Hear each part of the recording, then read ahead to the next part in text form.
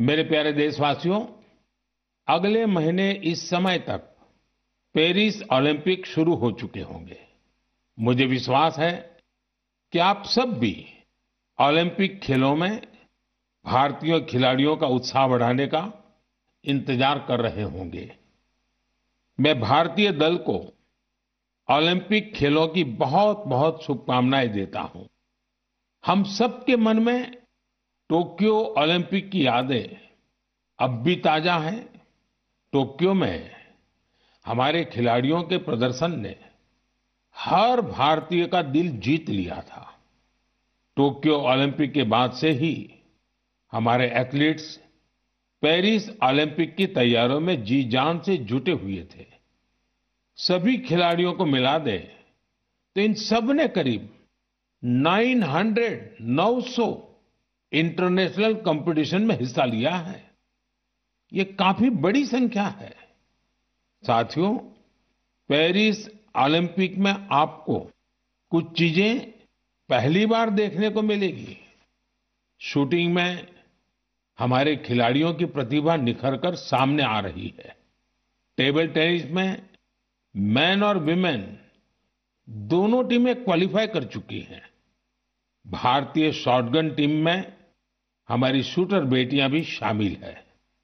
इस बार कुश्ती और घुड़सवारी में हमारे दल के खिलाड़ी उन कैटेगरीज में भी compete करेंगे जिनमें पहले वे कभी शामिल नहीं रहे। इससे आप ये अनुमान लगा सकते हैं कि इस बार हमें खेलों में अलग लेवल का रोमांच नजर आएगा। आपको ध्यान होगा, कुछ महीने पहले वर्ल्ड पारा एथलेटिक्स चैंपियनशिप में हमारी बेस्ट परफॉर्मेंस रही है। वहीं चेस और बैडमिंटन में भी हमारे खिलाड़ियों ने परचम लहराया है। अब पूरा देश ये उम्मीद कर रहा है कि हमारे खिलाड़ी ओलंपिक्स में भी बेहतरीन प्रदर्शन करेंगे। इन खेलों में मेडल्स भी जीतेंगे और देशवासियों का दिल भी जीतेंगे। आने वाले दिनों में मुझे भारतीय दल से मुलाकात का अवसर भी मिलने वाला है। मैं आपकी तरफ से उनका उत्साहवर्धन करूंगा। और हां, इस बार हमारा हैशटैग चीयर फॉर भारत है। इस हैशटैग के जरिए हमें अपने खिलाड़ियों को चीयर करना है, उनका उत्साह बढ़ाते रहना है। तो मोमेंटम को बनाए रखिए। आपका ये मोमेंटम भारत का मैजिक दुनिया को दिखाने में मदद करेगा। एक ऐसा कार्यक्रम जिसमें हम बात करेंगे कुवैत भारत संबंध के बारे में, कुवैत भारत संस्कृति के बारे में और उस रिश्ते के बारे में जो दोनों देशों को अलग अलग क्षेत्रों में जोड़ता है। इस रेडियो कार्यक्रम को सुनकर आप भी हैरत में पड़ गए ना? तो आइए आपको इसके पीछे की पूरी बात बताते हैं। दरअसल ये कुवैत रेडियो के एक प्रसारण की क्लिप है। अब आप सोचेंगे कि बात हो रही है कुवैत की, तो वहां हिंदी कहां से आ गई? दरअसल कुवैत सरकार ने अपने नेशनल रेडियो पर एक विशेष कार्यक्रम शुरू किया है और वो भी हिंदी में। कुवैत रेडियो पर हर रविवार को इसका प्रसारण आधे घंटे के लिए किया जाता है। इसमें भारतीय संस्कृति के अलग अलग रंग शामिल होते हैं।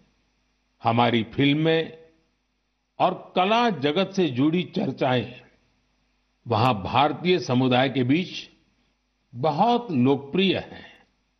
मुझे तो यहां तक बताया गया है कि कुवैत के स्थानीय लोग भी इसमें खूब दिलचस्पी ले रहे हैं। मैं कुवैत की सरकार और वहां के लोगों का हृदय से धन्यवाद करता हूं, जिन्होंने ये शानदार पहल की है। साथियों, आज दुनिया भर में हमारी संस्कृति का जिस तरह गौरवगान हो रहा है, उससे किस भारतीय को खुशी नहीं होगी। अब जैसे तुर्कमेनिस्तान में इस साल मई में वहां के राष्ट्रीय कवि की 300वीं जन्म जयंती मनाई गई। इस अवसर पर तुर्कमेनिस्तान के राष्ट्रपति ने दुनिया के 24 प्रसिद्ध कवियों की प्रतिमाओं का अनावरण किया। इनमें से एक प्रतिमा गुरुदेव रविंद्रनाथ टैगोर जी की भी है। ये गुरुदेव का सम्मान है, भारत का सम्मान है। इसी तरह जून के महीने में दो कैरेबियाई देश सूरीनाम और सेंट विंसेंट एंड द ग्रेनाडीज ने अपने इंडियन हेरिटेज को पूरे जोश और उत्साह के साथ सेलिब्रेट किया। सूरीनाम में हिंदुस्तानी समुदाय हर साल 5 जून को इंडियन अराइवल डे और प्रवासी दिन के रूप में मनाता है। यहां तो हिंदी के साथ ही भोजपुरी भी खूब बोली जाती है। सेंट विंसेंट एंड द ग्रेनाडीज में रहने वाले हमारे भारतीय मूल के भाई बहनों की संख्या भी करीब 6000 है। उन सबको अपनी विरासत पर बहुत गर्व है। 1 जून को इन सब ने इंडियन अराइवल डे को जिस धूमधाम से मनाया, उससे उनकी ये भावना साफ झलकती है। दुनिया भर में भारतीय विरासत और संस्कृति का जब ऐसा विस्तार दिखता है तो हर भारतीय को गर्व होता है। साथियों, इस महीने पूरी दुनिया ने 10वें योग दिवस को भरपूर उत्साह और उमंग के साथ मनाया है। मैं भी जम्मू कश्मीर के श्रीनगर में आयोजित योग कार्यक्रम में शामिल हुआ था। कश्मीर में युवाओं के साथ साथ बहनों बेटियों ने भी योग दिवस में बढ़ चढ़ करके हिस्सा लिया। जैसे जैसे योग दिवस का आयोजन आगे बढ़ रहा है, नए नए रिकॉर्ड्स बन रहे हैं। दुनिया भर में योग दिवस ने कई शानदार उपलब्धियां हासिल की हैं। सऊदी अरब में पहली बार एक महिला अल हनौफ साद जी ने कॉमन योगा प्रोटोकॉल को लीड किया। ये पहली बार है जब किसी सऊदी महिला ने किसी मेन योगा सेशन को इंस्ट्रक्ट किया हो। इजिप्ट में इस बार योग दिवस पर एक फोटो कंपटीशन का आयोजन किया गया। नील नदी के किनारे, रेड सी के बीचेज पर और पिरामिडों के सामने योग करते लाखों लोगों की तस्वीरें बहुत लोकप्रिय हुई।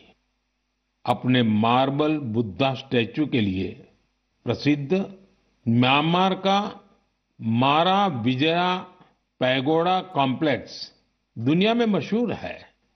यहां भी 21 जून को शानदार योगा सेशन का आयोजन हुआ। बहरीन में दिव्यांग बच्चों के लिए एक स्पेशल कैंप का आयोजन किया गया। श्रीलंका में यूनेस्को हेरिटेज साइट के लिए मशहूर गोल्फ फोर्ट में एक यादगार योगा सेशन हुआ। अमेरिका के न्यूयॉर्क में ऑब्जर्वेशन डेक पर भी लोगों ने योग किया। मार्शल आइलैंड पर भी पहली बार बड़े स्तर पर हुए योग के कार्यक्रम में यहां के राष्ट्रपति जी ने भी हिस्सा लिया। भूटान के थिम्पू में भी एक बड़ा योग दिवस का कार्यक्रम हुआ, जिसमें मेरे मित्र प्रधानमंत्री टोबगे भी शामिल हुए। यानी दुनिया के कोने कोने में योग करते लोगों के विहंगम दृश्य हम सब ने देखे। मैं योग दिवस में हिस्सा लेने वाले सभी साथियों का हृदय से आभार व्यक्त करता हूं। मेरा आपसे एक पुराना आग्रह भी रहा है। हमें योग को केवल एक दिन का अभ्यास नहीं बनाना है। आप नियमित रूप से योग करें। इससे आप अपने जीवन में सकारात्मक बदलावों को जरूर महसूस करेंगे। Zee News.